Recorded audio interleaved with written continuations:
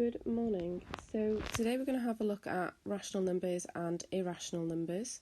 I'd like you to pause this video and write the definitions I've given you here into your books. So just to go through them, a rational number can be written in the form a over b, so basically a fraction where a and b are integers. So the numbers in that fraction have to be whole numbers.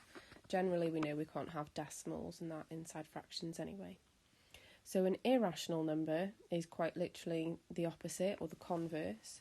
It's a number that can't be written as a fraction a over b.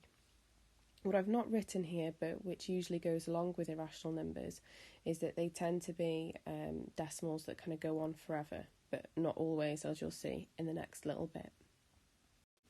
So here are a set of values, and what we are going to do today is decide whether they are rational or whether they are irrational. So rational or irrational. So 0.25, if we have a look at 0.25, hopefully you guys know that that is the same as a quarter. If we go back to our definition, a rational number can be written in the form a over b. So that means that this quarter, 0.25, is in fact a rational number. Okay, so now our next one, you can see we've got pi. So if you put that into your calculator and press SD, you'll see that pi is 3.141592653539. It kind of goes on forever. Now I can't rewrite a decimal that goes on forever in this way without there being any recurring parts to it. I can't write that as a fraction. So pi is an example of an irrational number. It can't be written as a fraction, and those decimals go on forever, and the decimals are different every time. Next number. So if you put the square root of 2 into your calculator and press the SD button, you'll get 1.414213562237. So we can see that that number is going on forever. It doesn't terminate, which means it doesn't finish. It'll just keep on going and going and going. So the square root of 2 is also an example of an irrational number. So 0.25 was rational because we could write it as a fraction. These numbers we can't write as fractions because they are decimals that just tend to be going on forever, and that's making them irrational. So are all surds irrational? Well, simply no. If I have a square number inside of my square root, so 36, we know the square root of 36 is 6. 6 is an integer, 6 is a whole number. Any integer, including 0, can be written like this, 6 over 1. So that means if you had £6 and you had to share it with one person, that person would get £6. So, it doesn't seem right to write it as a fraction over 1, but it is completely okay.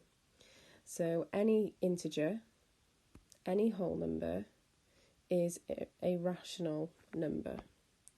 So we can put here that is rational.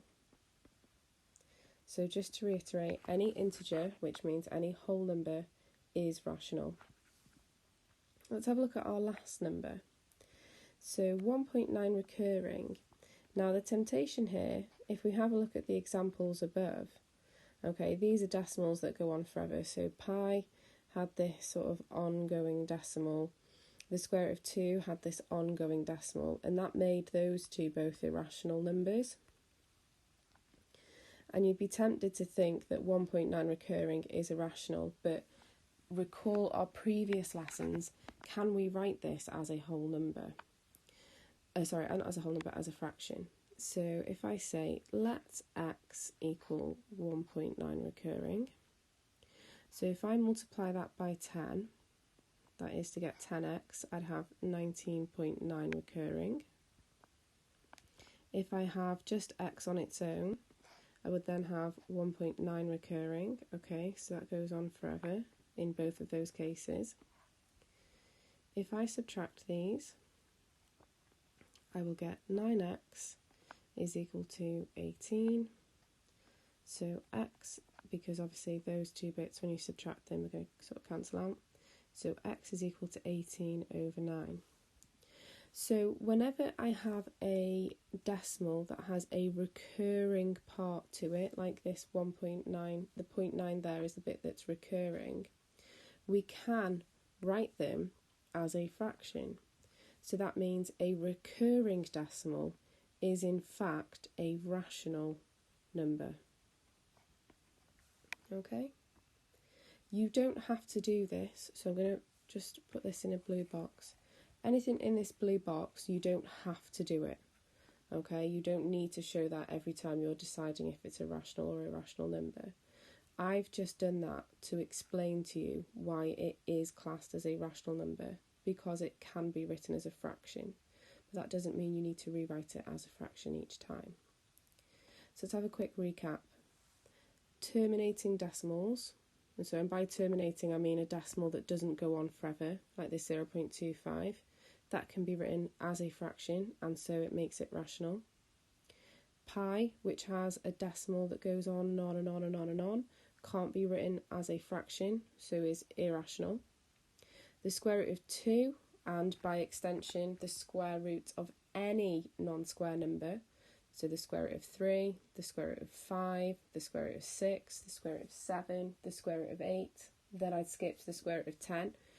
All of those surds would produce a number where the decimal kind of goes on forever, so they would be irrational. If I take the square root of a square number, so the square root of 1, the square root of 4, the square root of 9, the square root of 6, they all produce an integer, a whole number answer, like this 6, and so they are rational. And then if I have a recurring decimal that I can turn back into a fraction, that also counts as a rational number.